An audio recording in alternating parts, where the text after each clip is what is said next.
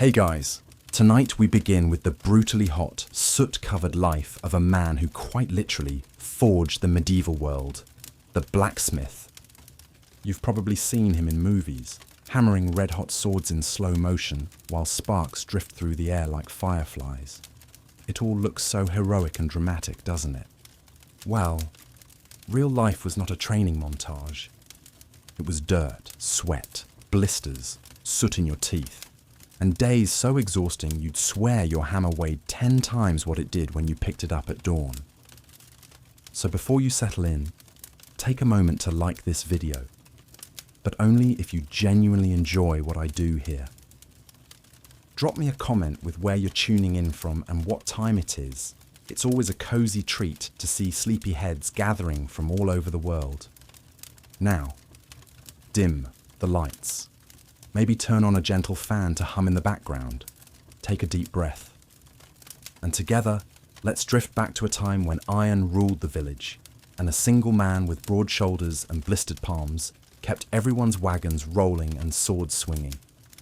Tonight, you're not just hearing about the blacksmith. Tonight, you are the blacksmith.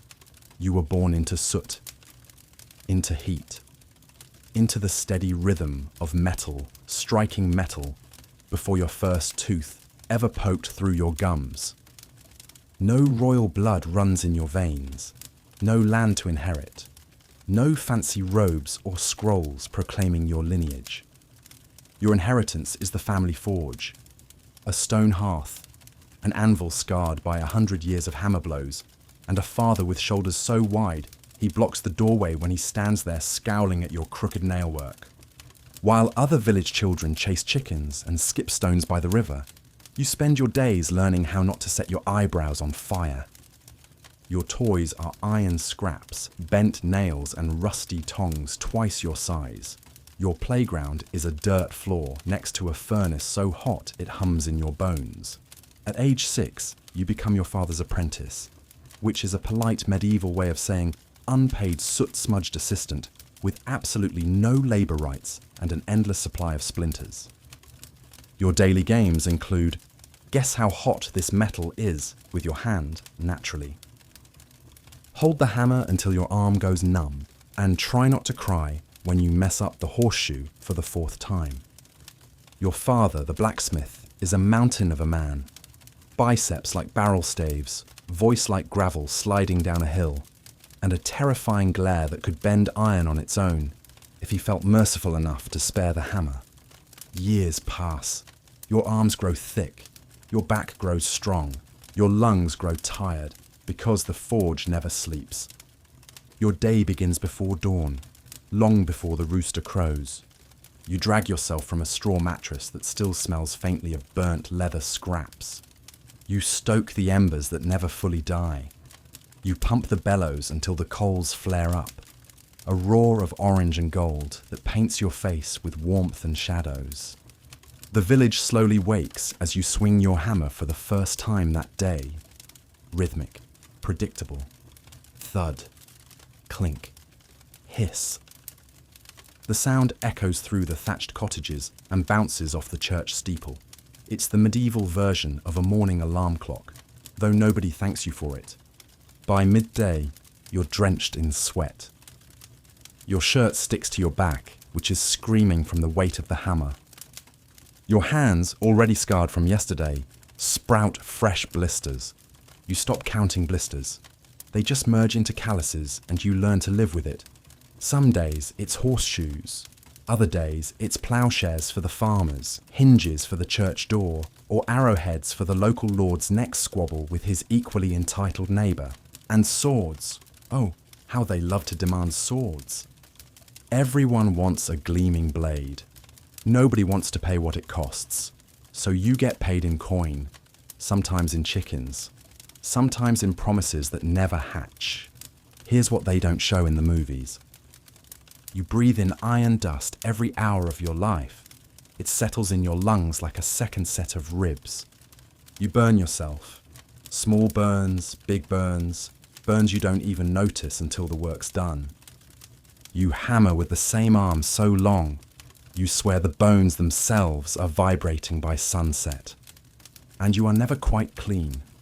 No bath, no scrubbing, no rainstorm can wash the soot out from under your fingernails. Money, forget riches. The lord might pay late. The peasant might barter a potato for a day's labour. You survive on bread, stew, and the occasional sip of strong ale to numb your aching spine. Respect? You are important, yes, indispensable even. But nobody writes songs about the blacksmith. They sing about the knight on his gleaming horse, your horseshoes, your sword, your chainmail.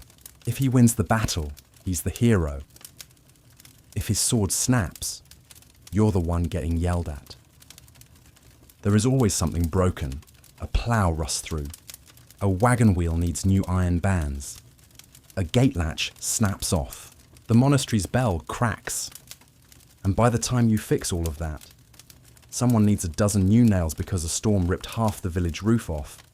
You work until your vision swims with heat and your muscles twitch on their own. The only break is sleep. A few precious hours wrapped in a blanket that smells faintly of coal and sweat.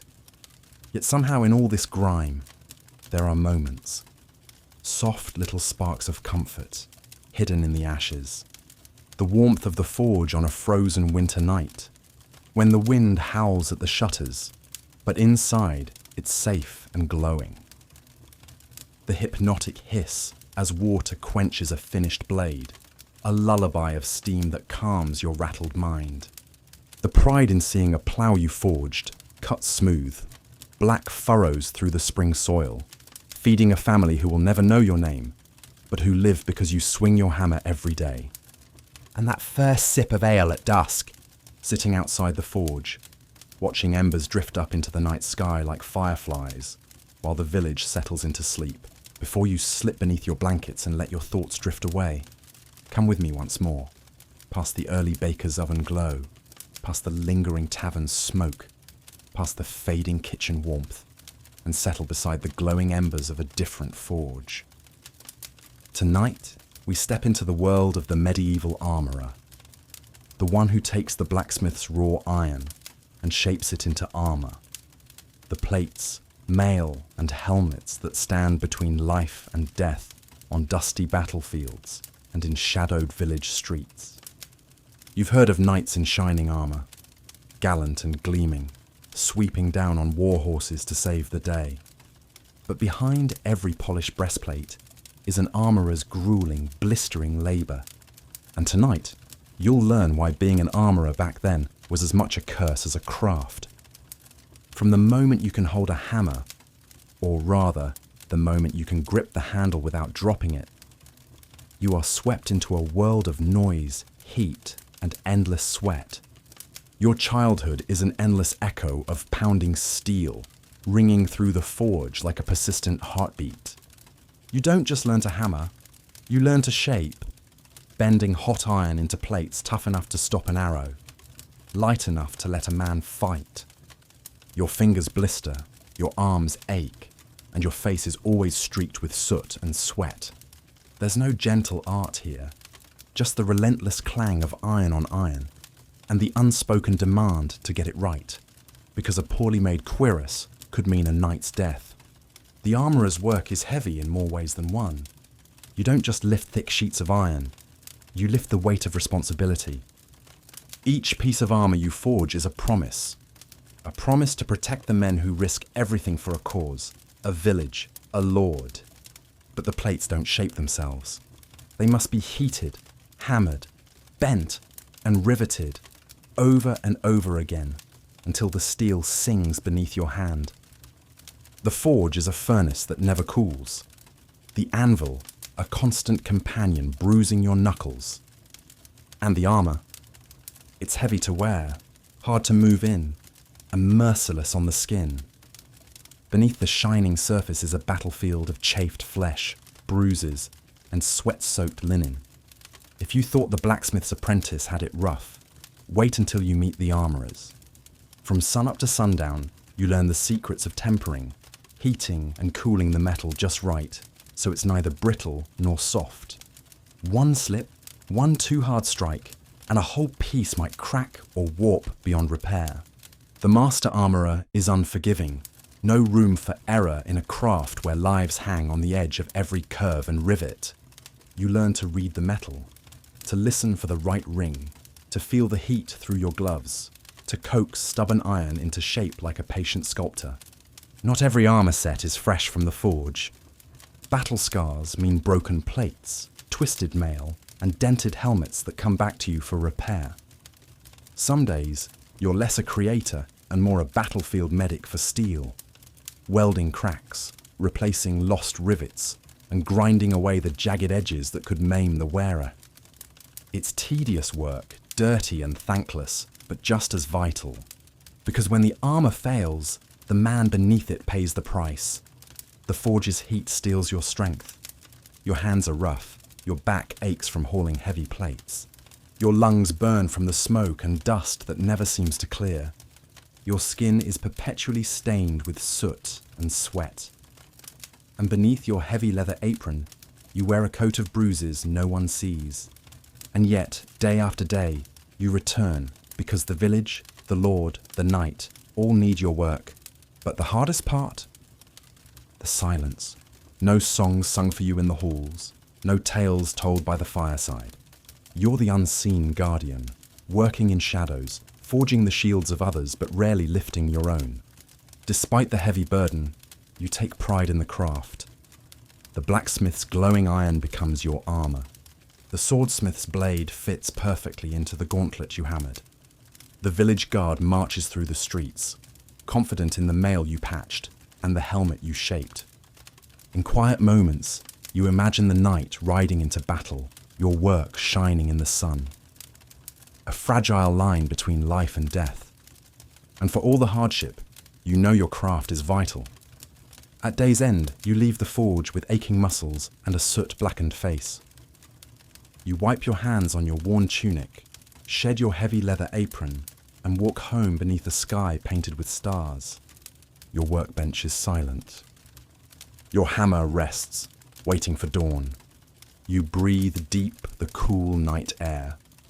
The only time the weight on your shoulders feels light.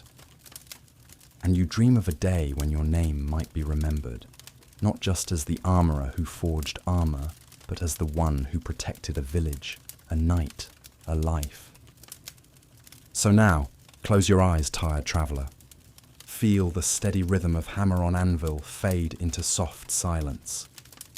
Know the armourer's fire burns quietly in the night, unseen, unsung, but fiercely alive. Sleep deeply, dream gently. Tomorrow the forge will call again, and with it the endless song of steel, sweat, and silent strength. Welcome back, sleepy traveller. Last time we drifted past the blacksmith's forge and stood quietly behind the tanner's fence, where hides and foul barrels brewed soft leather for boots and straps. But not all iron and hide ends with a simple shoe or a farmer's harness. Tonight we step into a dim corner of the same bustling yard, a shed tucked beside the forge's roaring mouth, where another craftsman labours under a burden far heavier than a ploughshare or a horseshoe. This is the armourer, the blacksmith's kin, but with an eye for curves, rivets, and the cruel geometry of war.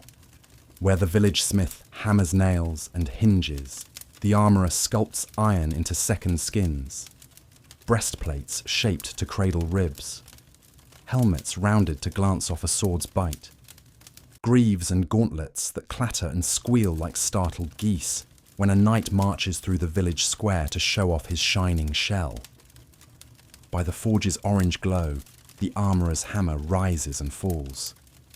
Not in broad swings for a plough, but in thousands of careful taps, each one coaxing cold iron into a curve that must hold against a lance or an arrow. Too thin, and it cracks like an egg under a mace. Too thick, and the poor soul inside cannot lift an arm to swing his own blade. Some say the armourer is simply a blacksmith with fancier customers, but the truth is harsher. The blacksmith's day is muscle and repetition. The armourer's day is precision and worry. A farmer can hammer a bent plough back into shape. A knight pinned under his horse cannot patch his own breastplate on the battlefield.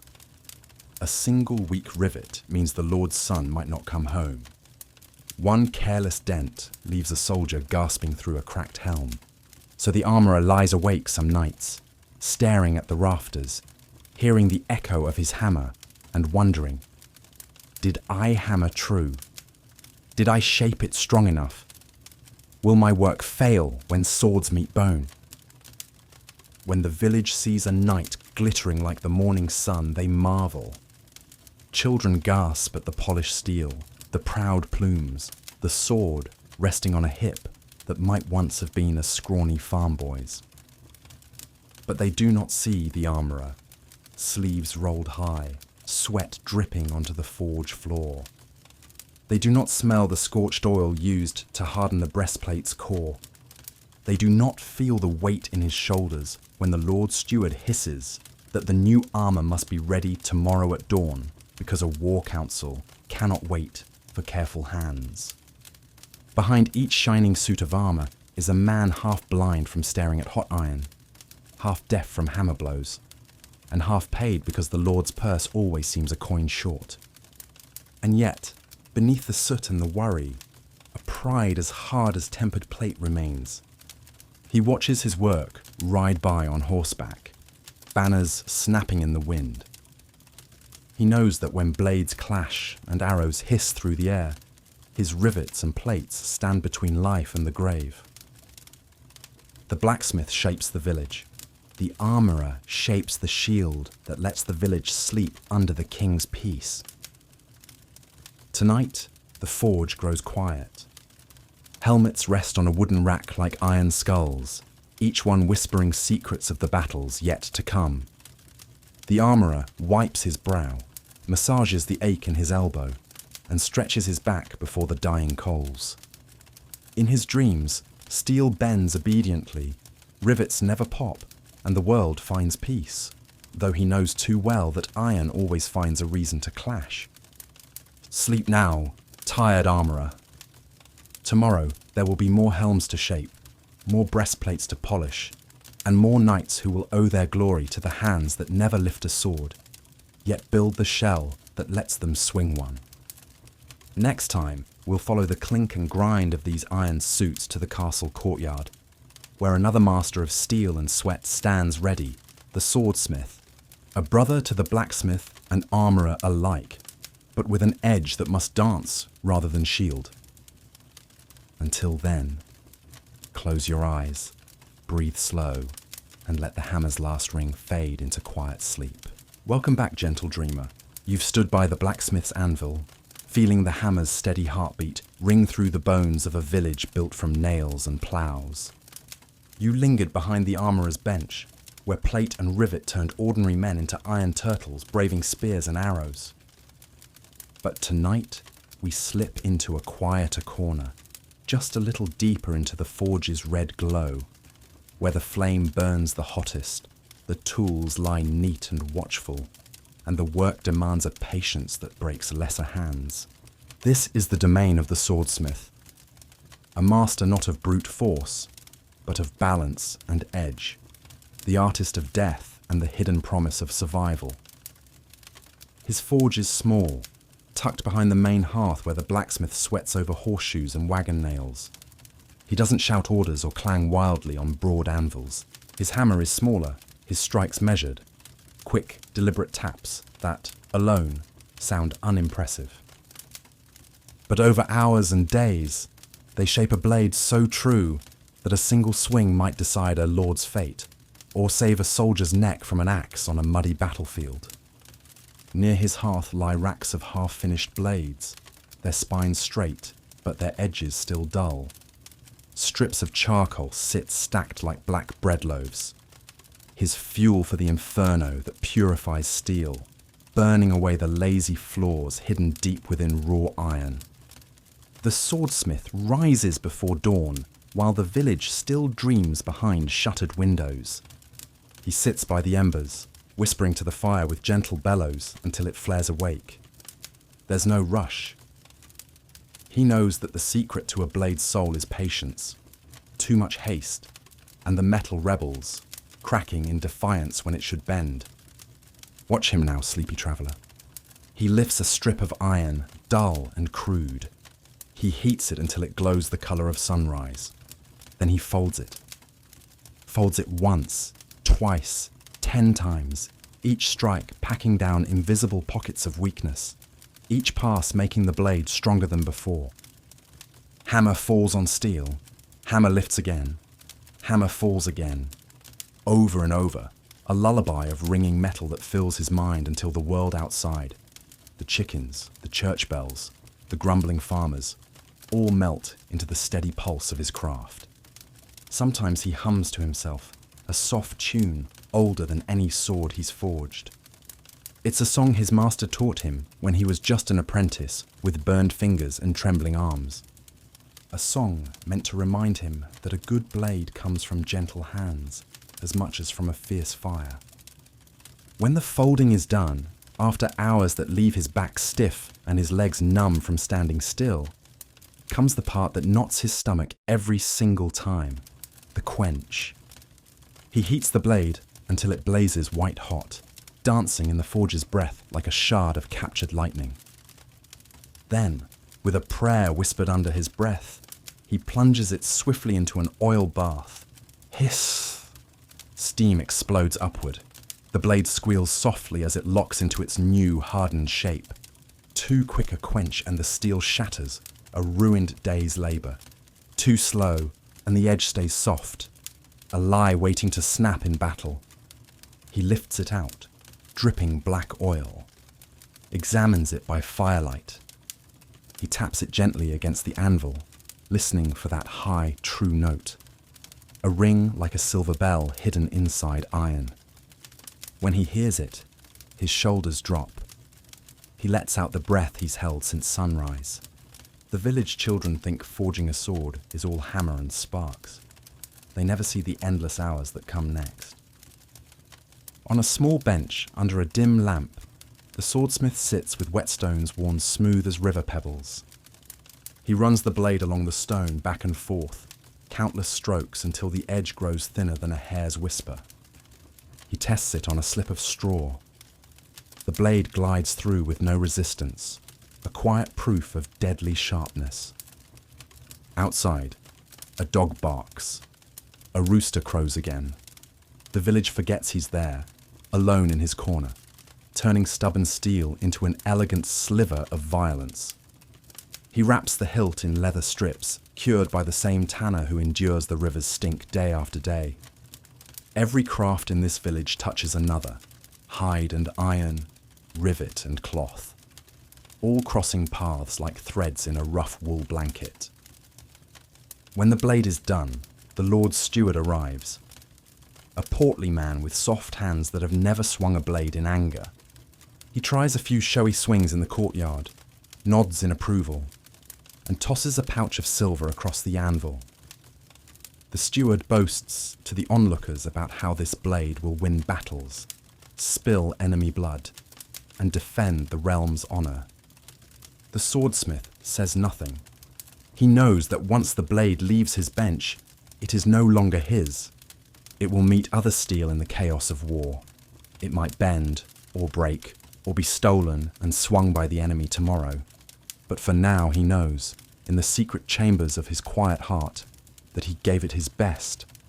That every fold, every quench, every scrape on the whetstone holds the promise of a fair fight for whoever trusts its bite. Few thank the swordsmith. They praise the knight who rides tall in gleaming armour, blade raised high against the sky. They cheer for the victor. But behind that sharp edge is a man half blind from staring into coals, half deaf from hammer blows, with fingertips scarred by heat and oil. He earns his coin, sometimes enough to patch the forge roof before the rain leaks through. Sometimes not enough to pay the charcoal merchant who threatens to cut off his fuel. And when battles break out, he lies awake at night, wondering, did the edge hold true? Did the steel crack? Did his work shield a brave man's heart, or fail when it mattered most? Now the fire dies down to red embers. The anvil cools, the oil bath settles, the last blade of the day rests on a rack like a sleeping wolf. The swordsmith sits back on a wooden stool, rubs the ache from his wrists, and lets his mind drift far from folded iron and sharp edges. Tonight, may his dreams be free of cracking steel and broken hilts. May he see only perfect blades, dancing through the air like silver ribbons, never used, never stained, never dulled by blood or fear. Sleep now, weary swordsmith. Tomorrow the forge will call for you again, whispering of iron that longs to be more than just cold stone. Next time, gentle dreamer, we'll follow the journey of one such blade, carried proudly by the village watchman. A man whose footsteps echo through muddy lanes under moonlight, whose eyes flicker in shadowed doorways, keeping thief and mischief at bay so the rest may sleep in peace. But for now, hush your thoughts. Close your eyes. Let the final hiss of quenching oil slip away into soft, forgiving dreams. Welcome back, gentle soul. You've stood in the glow of the forge where raw iron gave birth to a blade, each fold and strike shaping a promise that some brave hand would wield it when the village shadows grew too deep. Tonight, we follow that promise into the dark cobbled lanes, under moonlight that silvers every roof and rattles through loose shutters. Tonight, you are no longer the blacksmith nor the swordsmith, but the village guard, one of the few souls who never truly sleep, so that everyone else may dream in peace. You carry a sword at your hip, not as fine as the Lord's gleaming steel, not as polished as the knight's prized heirloom, but a blade hammered true by the same smith whose anvil rings before dawn. It has a notch here, a spot of rust there. It's seen more years than you have teeth left in your mouth. But it swings straight enough when trouble comes crawling out of the tavern at closing time. Your boots are thin in the soles. Your cloak is patched where moths and bad luck have nibbled holes. And yet, when dusk settles over the thatched roofs and the last hearth fire in the poorest cottage flickers out, it's your boots that echo in the narrow lanes. Steady, stubborn, and half frozen in winter wind. No fancy barracks, no shining breastplate. Your armour is a quilted gambeson that smells faintly of yesterday's stew and tonight's sweat. Your helmet, a dented thing that pinches your forehead if you nod off while leaning against the church door. You circle the same streets 100 times before dawn. Past the forge, now cold and silent, its coals buried under ash. Past the tanner's yard, where the last hides flap ghost-like in the breeze. Past the armourer's shed, where the next helmet waits for you, when this one cracks from a brawl gone too far. Your torch flickers low when the wind cuts sharp through the lanes. Sometimes you envy the villagers who mutter about your clanking footsteps from under warm blankets. They'll complain tomorrow about taxes, about muddy streets, about the way you scold their drunken sons for fighting in the square. But tonight, those same villagers dream safe behind unlocked doors because you stand alone in the mist. A dog howls somewhere near the old mill. A shutter bangs loose, thumping like a heart against timber walls. You pause, hand on the hilt of your humble sword, ears straining for a sound that doesn't belong. Most nights it's nothing, just foxes in the hen house, or a boy sneaking to kiss the baker's daughter by the woodpile. But every so often, trouble steps into the village wrapped in darkness. A thief, hungry and desperate. A stranger with a knife and no good reason to linger. A brawl outside the tavern that spills into the street like sour ale. When that happens, your sword must do what the blacksmith promised it could. Hold its edge, hold its promise, hold the line. You may be tired. You may be outnumbered. You may wish you'd chosen the tanner's stinking barrels instead of this thankless watch. But when you draw your blade and bark your warning, you stand taller than any lord in his feathered hat.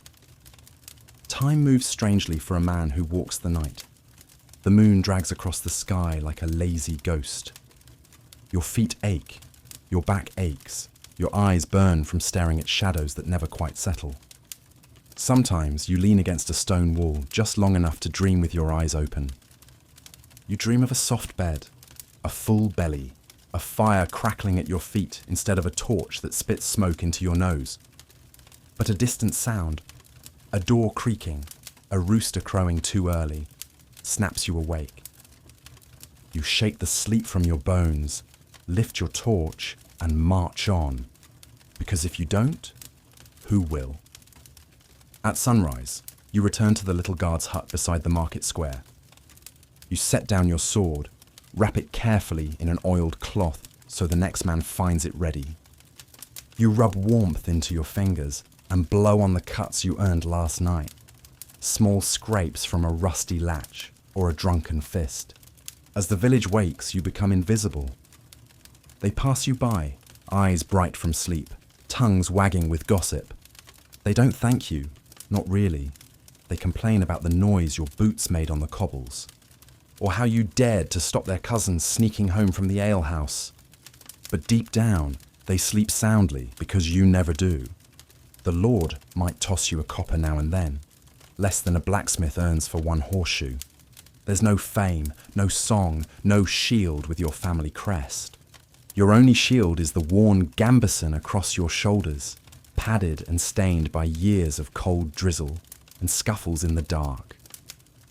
Yet as you slump onto a straw cot in the guard's hut, torch guttering out behind you, a simple truth flickers in your mind.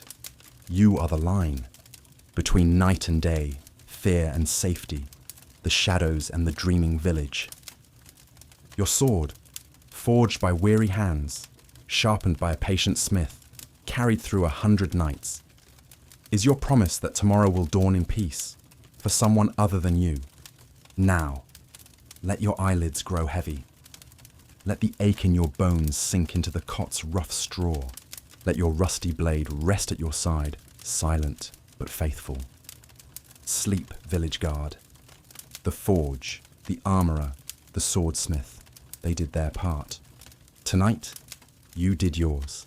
And tomorrow, when dusk comes creeping back, you'll tighten your belt, light your torch, and walk the lanes again. For no glory but the quiet comfort of knowing that while you watch, others can sleep. Next time, gentle dreamer, we'll step away from iron and blades and drift into the simple hush of a place many guards and blacksmiths wish they could flee to when the world weighs too heavy, the village tavern. A crooked door, a mug of ale, and the warm hum of stories traded beside a fire. The only forge where words turn into laughter instead of steel. But for now, hush your thoughts, breathe easy, rest well. Your watch is over, for tonight. Hey there again, weary friend. Before you drift too far into dreamland, slip your boots back on. Yes, the ones caked in last night's mud. And come shuffle with me through the village square just one more time. Past the silent forge, past the guard's hut, where a snore or two rattles through the door, past the tanner's yard still snoozing beneath a cloud of yesterday's stink, and right up to the warped old door of a place every blacksmith, armourer, swordsmith and tired guard eventually drags themselves to: the village tavern. A single smoky room with more splinters than chairs, more gossip than coins, and more spilled secrets than spilled ale, though you'll find plenty of both. Tonight, we step inside. And trust me, after hammering iron all day, or pacing muddy lanes all night, there's nowhere a medieval soul would rather be. Push the door open with your shoulder, the hinges squeal like an offended goose, and let the warmth slap you awake for just a moment before it soothes you back to drowsiness. Inside, smoke curls lazily toward the rafters, where last year's cobwebs keep watch. Candles sputter in iron wall brackets hammered out by that same blacksmith you know so well. A battered hearth squats in the far corner, coughing sparks and crackling at every draught. And always, always, there's a dog sprawled so close to the embers, you'd swear his fur might catch fire, though it never does. Wooden tables sag under the weight of dented mugs, and elbows propped on tired arms. A barrel-bellied landlord squints at you from behind a sticky counter, one eyebrow forever arched, waiting to see if you're good for your tab this time. Here's where the day's work breathes out its last grumble. At one table, the blacksmith himself, still dusted with ash and sweat, nursing a clay mug as if it were the Holy Grail. Next to him, the armourer, shoulders knotted, palms blistered raw from coaxing iron plates to hug noble ribs without pinching them purple. Nearby, a young swordsmith's apprentice brags too loud about the perfect blade he's nearly finished, though if you asked his master, he'd tell you it still bends like a reed in a swamp. And slumped by the fire, boots off, helmet dangling from a chairback, the village guard snoozes with an empty cup balanced precariously on his chest. A brave soul who's traded tonight's warm bed for a few minutes of firelight and the echo of muffled laughter. No titles here, no gleaming armour, just calloused hands cradling mugs and tongues a bit looser than they should be. What's in the tankards, you wonder? Ale, mostly, half barley, half hope, with a pinch of grit from whatever stray speck of forge soot or stable dust landed in the brewing barrel that week. Does it taste good? Not really. But it's wet, it's warm, and after the second cup, nobody cares. A good tavern brew keeps secrets better than a priest's confessional. The tanner mutters about a new hide shipment that never arrived. Stolen, maybe, by the same scoundrel who owes the landlord 2 nights' rent. The blacksmith sighs about how the lord wants a new gate hinge by morning, but hasn't paid for the last 3. The guard mumbles in his sleep, dreaming of quiet streets where drunks tuck themselves into bed without needing a rusty blade waved in their face. The landlord hears it all. He nods, he paws, he wipes the counter with a rag that's mostly rumours and half mildew by now. You sit by the fire, careful not to trip over the snoring dog, and listen. Stories pour out like spilled ale. Tales of a cousin's cousin who fought at the king's last war and came home with a sword so sharp it sliced his scabbard in half. Or a whisper of a ghost that clanks in the graveyard, wearing old armour that no armourer alive remembers making. Some tales are true, most are not. But here, at the tavern's smoky heart, truth doesn't matter so much as the comfort of a story told slow and warm, while the wind rattles shutters and the fire hisses now and then, like it's laughing along. You see, for all the hammering and sweating and night watching, the tavern is the forge that holds the village together, just as much as the blacksmith's anvil does. It's where quarrels get mumbled apologies before dawn. New apprentices find courage to face another day of singed eyebrows. Old guards remember they're not quite invisible yet. And sometimes, if the landlord's feeling generous, an extra mug is slipped to the boy who has more bruises than coins. No fancy chandelier, no lord's feast. Just warmth, noise, and the promise that when the world outside turns rougher than usual, this little room will still welcome you, battered boots and all. Eventually, the candles gutter low, and the landlord barks that last call. Everyone pretends not to hear. One by one, men and women shuffle out, some weaving home arm in arm, others alone but lighter than they came in. The blacksmith staggers back toward his cold forge. The armourer yawns so wide, you'd think he could swallow the moon. The swordsmith's apprentice still brags, but only to the shadows. And the village guard, waking from his fireside nap, stretches creaky bones and pulls his cloak tight, ready to stomp through the darkness once more, half sober, half dreaming, but never fully asleep. Inside, the landlord sweeps spilled straw into a corner, muttering to himself that tomorrow will be the same again. He wouldn't have it any other way.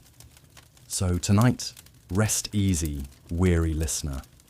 You've walked among embers, bent iron into armour, folded blades that hold a kingdom's breath, and marched through moonlit lanes to guard a village that might never thank you.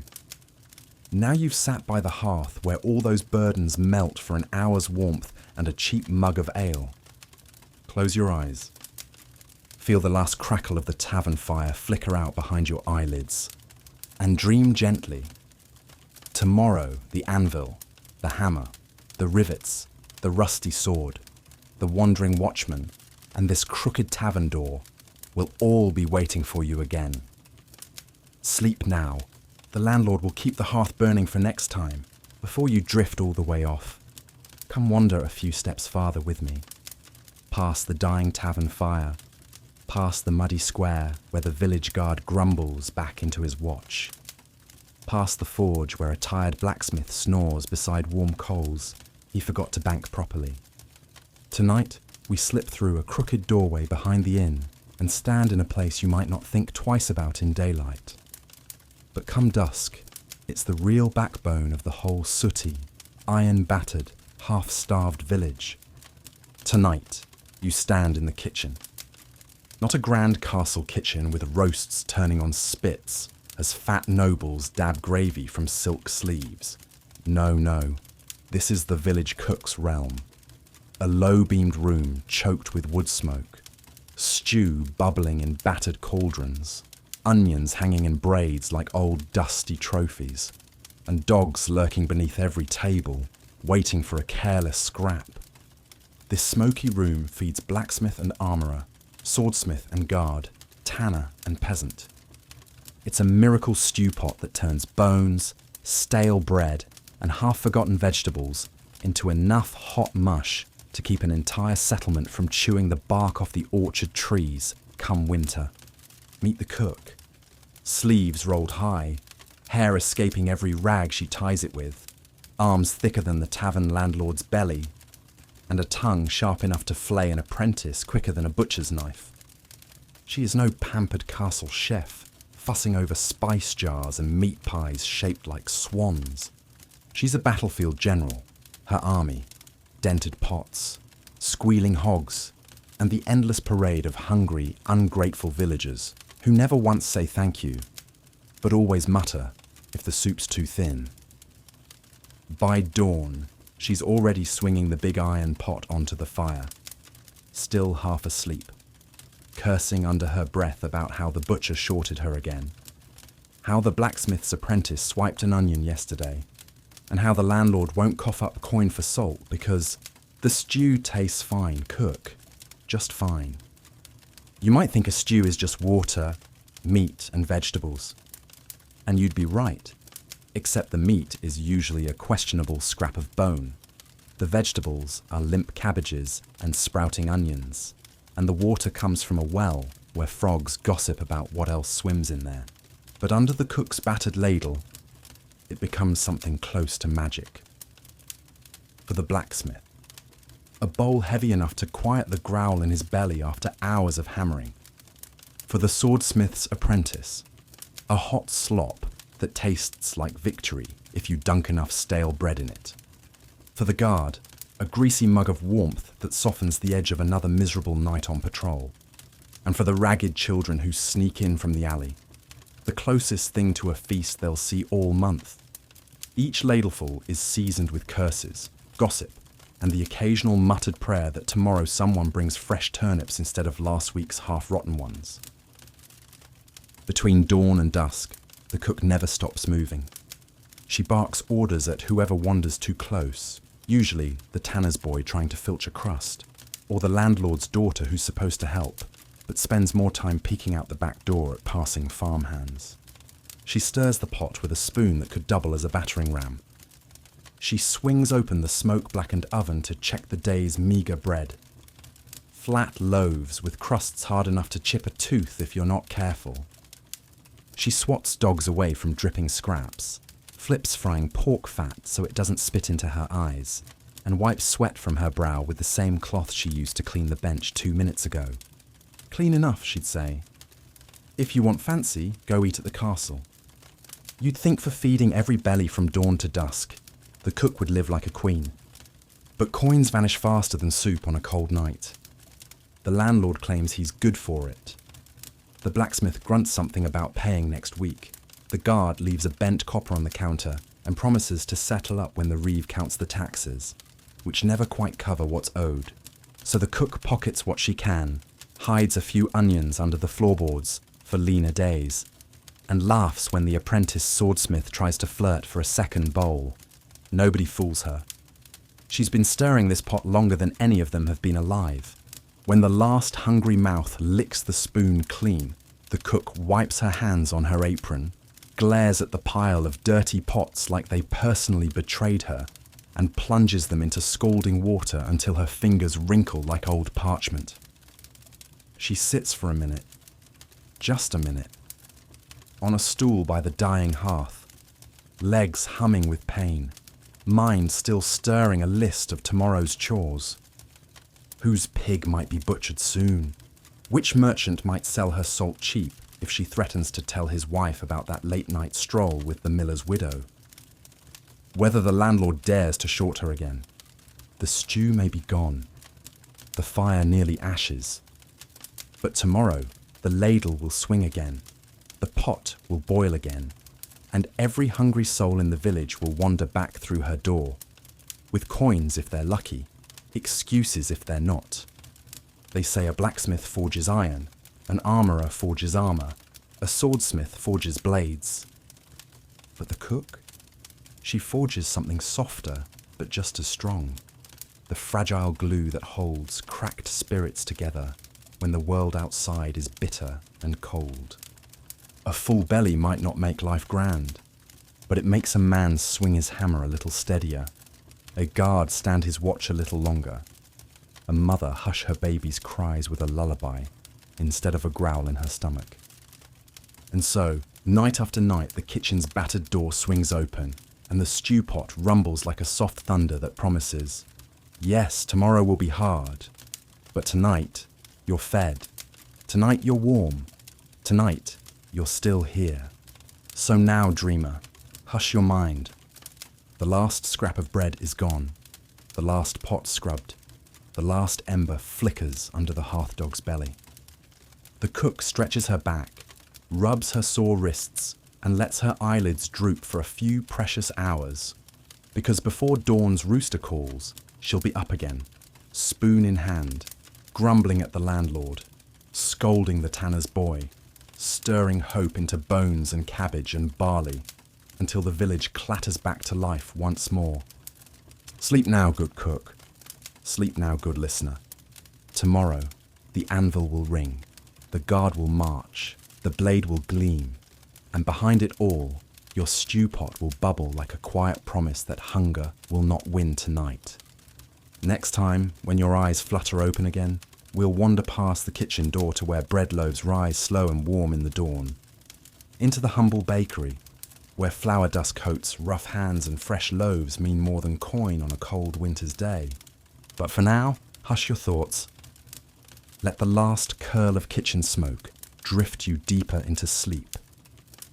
Dream softly, full and safe. Step softly with me through the village streets, past the fading kitchen smoke, past the empty tavern where the landlord counts last night's coins, past the forge now cool and silent until morning.